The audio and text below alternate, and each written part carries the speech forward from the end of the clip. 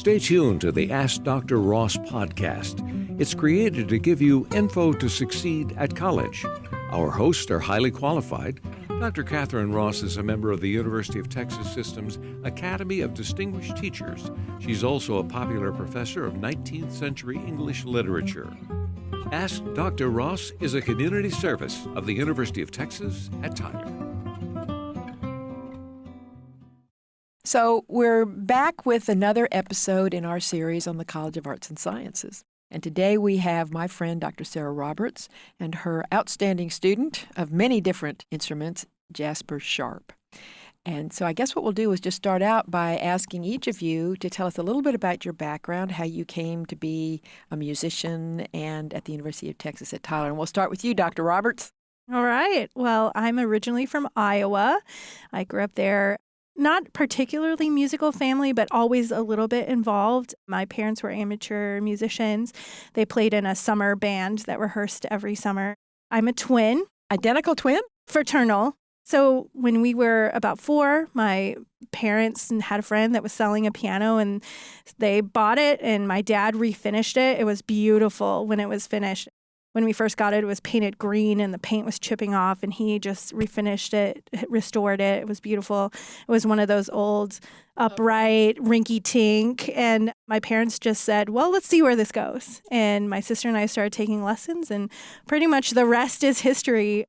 I, was around band instruments. My dad was a drummer and my mom plays flute. I knew what a saxophone was, but it was Sesame Street that drew me to the saxophone. They did a whole episode where they showed how the saxophone was being made in a saxophone factory, and there were all kinds of squeaks and squawks, and I loved it. And I remember running up the stairs, because we have basements in Iowa. I ran up the stairs and I said, Mom, I want to play saxophone. And she's like, oh, okay. And then sure enough, that's what happened. My sister chose flute to be like Mom. And, it was what we did. Music was our thing. Once I picked it up, I just kind of knew I was always going to be a saxophonist. I didn't really know what I was going to do as a career. I just knew I loved it. It was my thing. But now you're Dr. Sarah Roberts, so how'd that happen? So, as I became interested in more and more in saxophone, the private lesson teachers that we sought out were more highly trained. And so I ended up studying with a college professor in high school, and he was a saxophonist at Western Illinois University. He was the professor. And so, by that time I realized, oh, this is a career path. And so I went to University of Michigan, studied with a really famous saxophonist, Donald Cinta. He's kind of known as one of the gods of saxophone. A lot of professors now have lineage back to him. We like to do that in the saxophone world. We figure out our saxophone tree and how we all connect. And then after I graduated from there, I did my master's and doctorate at the University of North Texas. How did you get over here at UT Tyler? So I was ABD. Had everything. I know that place. But my dissertation completed. All the coursework was done. And so actually, one of my professors from North Texas called me on a Saturday, and I thought, why is he calling me? And he was a guest artist at Tyler Junior College for their jazz festival. And he said, hey, do you want to be the woodwind professor at TJC? And I was like, what's TJC? And so I ended up getting hired at TJC, and I did 2 years there as their professor of woodwinds and assistant band director and teaching a lot of music caprice. And then the job came open here. I always wanted to be a saxophone and jazz professor. That job was my goal. And so when that came open in the same city, I was really excited. I'm dying to hear about you, Jasper. Did you have an old piano in your life? I guess I'll start from the beginning like Dr. Roberts did. I was born in Cheyenne, Wyoming. My brother, myself, and my mom moved to Kayenta, Arizona, which is on the Navajo Indian Reservation. And that was a very bizarre experience looking back. What was the reason that you moved there? Was your mother working?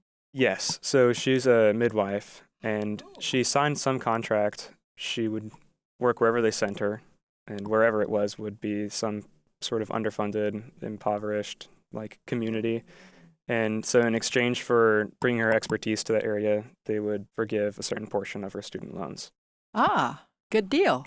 I was there for 3 or 3.5 years. I was exposed to a completely different world of music. So I've got a family friend in Michelle Eagle in Colorado. She's Pueblo. She was an attorney for a long time, and then She got this property in Colorado, set up kind of like an Airbnb place, and she's a real-life medicine woman. That property it's just magical being there, and she's got all sorts of flutes. She's taken me up on hikes. She literally handed me a flute and was like, okay, play this. And you'd never played one before? No. I think I was like 16. The family split up. I went to move with my stepmom in Winsboro, Texas, like 45 minutes away. That was quite a shift. Yes. One bizarre culture shock right into another one. When we moved to Texas, I was 12. My stepmom found me in middle school, and I had to do an activity. Funnily enough, I had the highest aptitude for flute. I don't remember why. I just didn't want to play the flute. And so they were like, okay, fine, you can play saxophone. When I was that young, my main motivator for wanting to do music was just so I could be better than the kid sitting to my left. All I wanted to do was get first chair in every single chair test.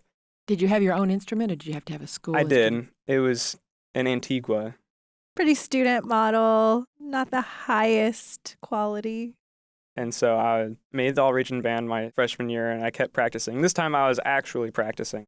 And it's really, really difficult because they only take, what, 2? 2 out of 30? 4. They take 4. My sophomore year, I did it all again. One way or another, I ended up walking in this music building, and I had a lesson. I'm still kind of being driven competitively and own the Antigua. I made a deal with my stepmom my sophomore year.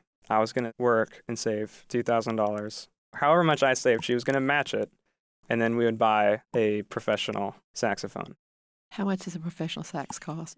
Depends on what you get, but upwards of $5, $6, it could even be $10,000 or $12,000. Wow.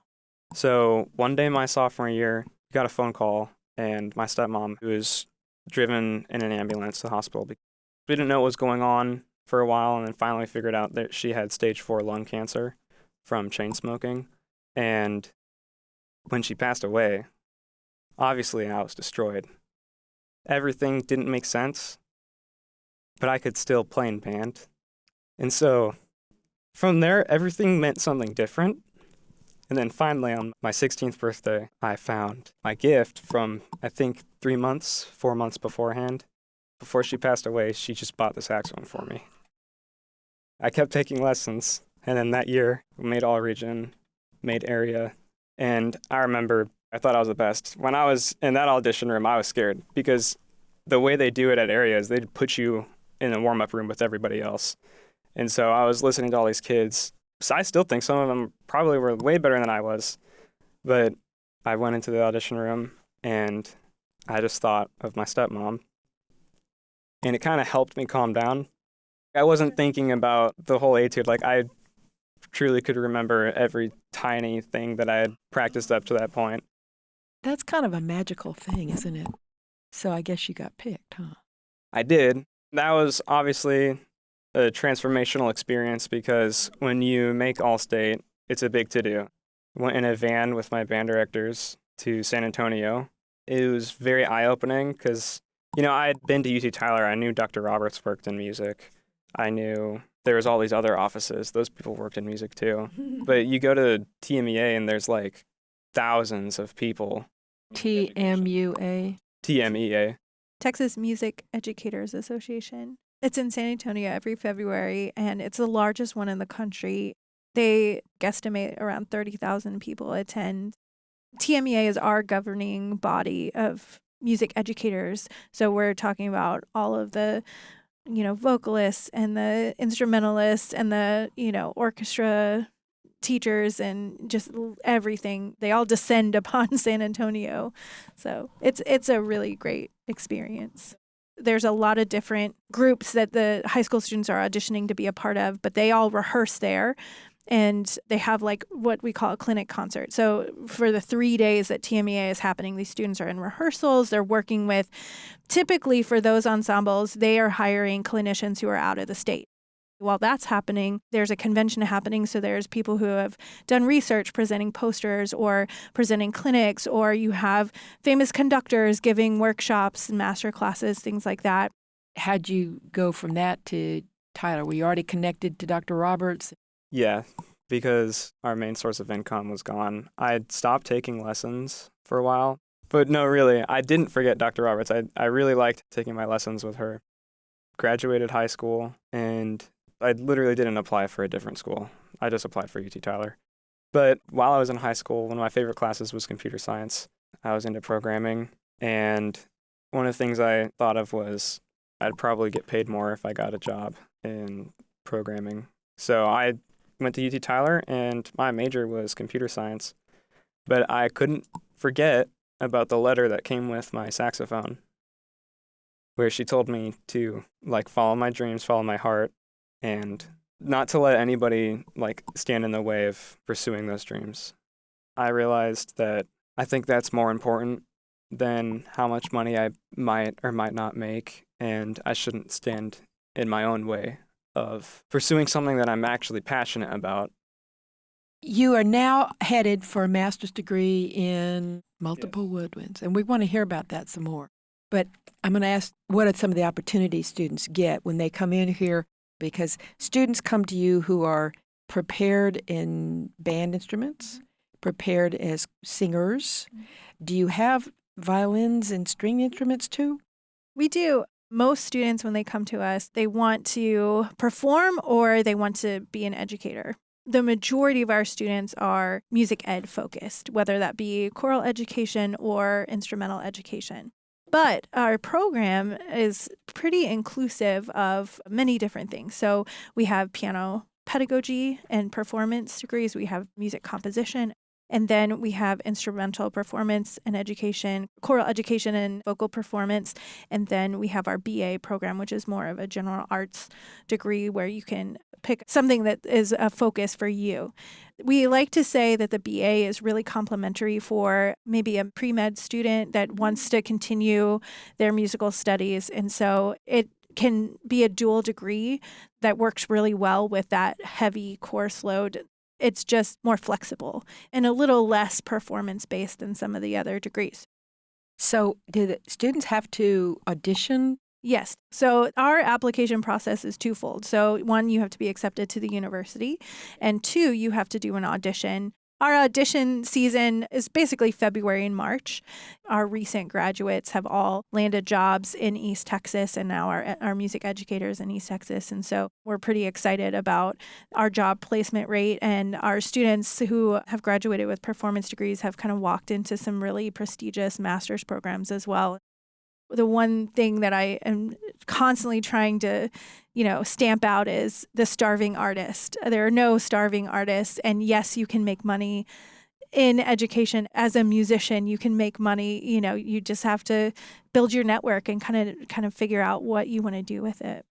I've noticed that over the years of my teaching here at UT Tyler, increasingly we have to explain that to people because college has gotten so expensive. We say the same thing about English. There's all these wonderful possible degrees you can get. But the other thing, though, what you're hearing from Jasper is we also want you to love your life. And it sounds as though what you're saying is that he can love his life and also feed himself. It's one of the things we want most for people to know from this series is that college is really fun, really challenging, but really rewarding in ways that you can't always even know, right, until you've been here. It comes from the relationships, it comes from the training, it comes from the opportunities, and it comes from, in your case, the joy of playing music. And students who are passionate about music, sometimes they don't realize the opportunities that are out there. But I think our faculty does such a great job. First of all, we know our students one-on-one. We talk to them about what are their goals. We're constantly revisiting that. We're bringing in guest artists, to meet with them. We're talking about their wellness. We're talking about all these different things with the students so that when they leave us, they know that they're going to be okay. No career is going to look the same, and that's okay. I think we get in our head that everything has to be cookie cutter, and it doesn't, and I think our faculty does such a great job with our students, providing just resources and helping guide them along their path. And then, we haven't even touched on, we have this whole population of non-majors that are interacting with our department, playing in our ensembles, singing in our choirs. So we get to provide that opportunity for students to continue their passion. They might want to major in something else, but maybe they need a break from studying. They want to come sing in choir. They want to play in the pep band. And so I think that that's a really vital part of campus life as well. And it's a really great opportunity for students to kind of add to their experience here. I just made a list of the different kinds of expertise that you all have.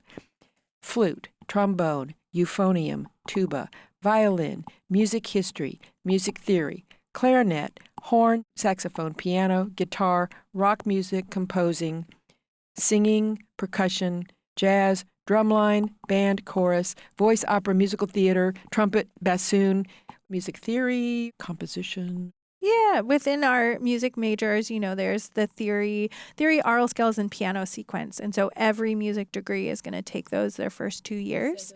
Aural skills, which is listening and identifying chords, and then our piano keyboard class, which every music major has to learn. Piano is the foundation of everything, and every instrument, their ranges are covered in piano. Also, it's so visual, like chords and tactile as well.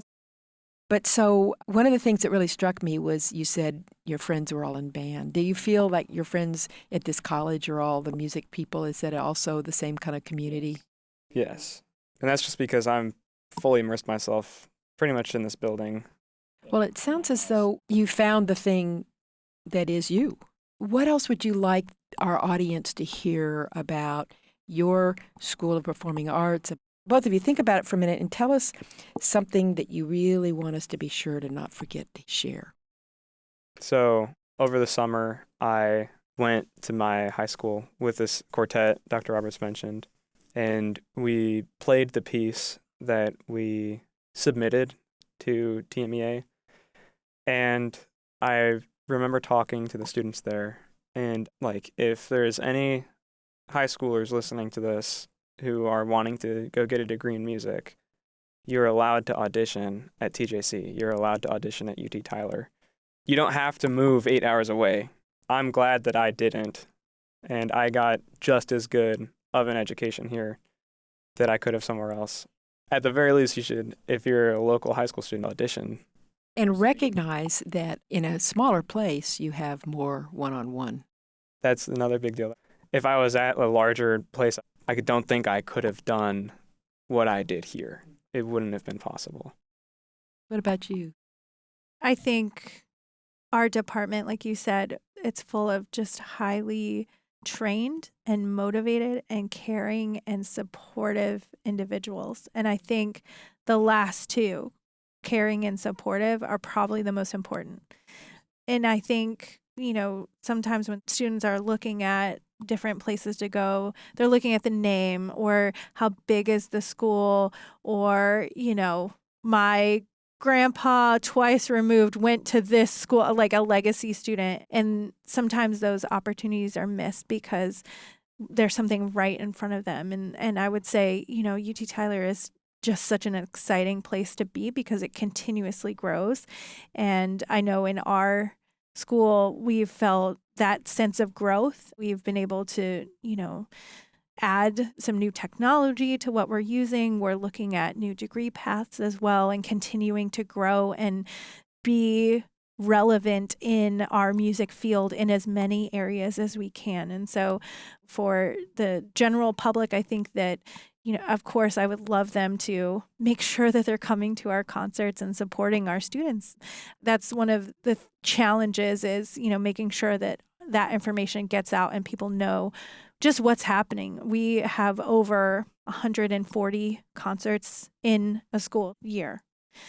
And that's including all of our ensembles, all of our student recitals, the guest recitals, our faculty recitals. There's constantly performances happening, especially in the spring. They're all free. Come and support. I think post-COVID, we've gotten to a world of I'd rather just watch a 30-second video than sit in a concert. And I would love to see more people just returning to the concert hall and experiencing that. It's truly an experience where you're sitting and listening and, just being part of that experience and being immersed in that sound. It's something that you can't recreate. You can try, but it doesn't quite hit the same if you're watching a video. Well, and our concert hall is really quite nice, and, Yes. and the acoustics are quite beautiful there. Ashley, what are you thinking about some of all this? Did you want to add anything at this moment? We already talked about final things that we wanted to share with the listener. Did we mention some of the ways that a student can know that they're cut out for a music program, or that definitely would be their path? I think first it starts with that love of music, right? If you are sitting in band and you're really not loving it, maybe a music degree isn't the path, because you're going to spend a lot of time doing music. When you're a music major, you're going to be in ensembles, you're going to do your own individual practice as well. And so that passion needs to be there. If that passion is there, I think you can learn anything else. It's not going to be easy. We tend to say that the music degrees are some of the harder degrees, because not only do you have to go to your classes and sit and do your homework, but then you have this added layer of practicing the skill that you're going to do. And then performing, showing up in a white shirt and a black pants. And there you go. Yeah. And so if you're going down the music performance route, you're looking at something that's like being an entrepreneur. You're a small business owner, essentially, if you're music performance. And if you're music education, well, you are gaining all these skills on how to teach every type of instrument, every type of choral literature, every voice type, right? What does that look like in front of a classroom? And so they're not for the faint of heart, but I will say, I think if you have that passion for music, I think anyone can be successful in the music field. And it's fun to be part of something that's a little bit bigger than yourself as well. And if you think about, the implications of music in society, music in our culture, music and in that realm as well, and incorporate that, I think it's just such a meaningful and impactful thing. And I think sometimes when you're studying music, you don't even realize the importance that it plays in our culture and in our society. But we need people to study music so that we continue our art and push it forward. well, listen, thank you so much for both of you coming in. And so to wrap up, I think you have made it clear to us that the study of music at UT Tyler is a vast and complex and very rewarding experience, and that you can get a master's, you can try out here, that there's lots to do with music. And once again, thank you both for coming in and spending time with us. We appreciate y'all. And if any of our listeners end up having questions, we would love to send those to you. So if you're a listener and you have a question, you can leave it under our YouTube video, or you can always email us at adrquestions@gmail.com. But if you have a question for Jasper or for Dr. Roberts, we'll be happy to deliver those to you and get you some answers. Sounds great.